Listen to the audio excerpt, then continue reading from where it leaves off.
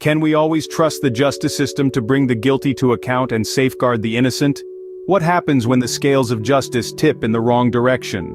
Welcome to a journey through a chilling chapter in the annals of American justice, the case of Ron Williamson and Dennis Fritz. This narrative, a testament to the potential pitfalls of our judicial system, is not for the faint of heart. In the winter of 1982, the small town of Ada, Oklahoma was shaken to its core. A beloved cocktail waitress, Deborah Sue Carter, was found murdered. The pressure to find her killer was intense. In the crosshairs of suspicion were two men, Ron Williamson, a former baseball prospect whose life was marred by mental illness, and his friend Dennis Fritz. There was no concrete evidence tying Williamson and Fritz to the crime, no clear motive, and no alibis to scrutinize. Yet, the weight of expectation for justice was so immense that it led to their arrest. The case against them was built on shaky ground, a so-called confession Williamson allegedly made while in jail for check forgery, and the interpretation of a dream Fritz had, construed as a subconscious admission of guilt.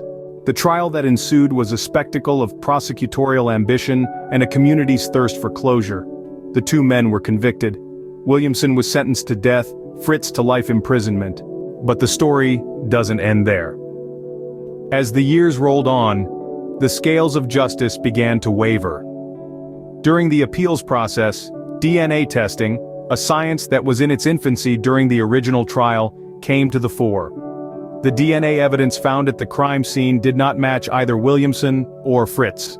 In light of this irrefutable evidence, they were exonerated and released in April 1999, after spending over a decade in prison for a crime they did not commit. This tale serves as a stark reminder of the fallibility of our justice system. It underscores the importance of thorough investigation, unbiased prosecution, and the continual advancements in forensic science. It also highlights the human cost of judicial missteps. Ron Williamson, plagued by his mental health struggles, passed away just 5 years after his release. Dennis Fritz, though free, carries the scars of an ordeal that should never have been his to bear.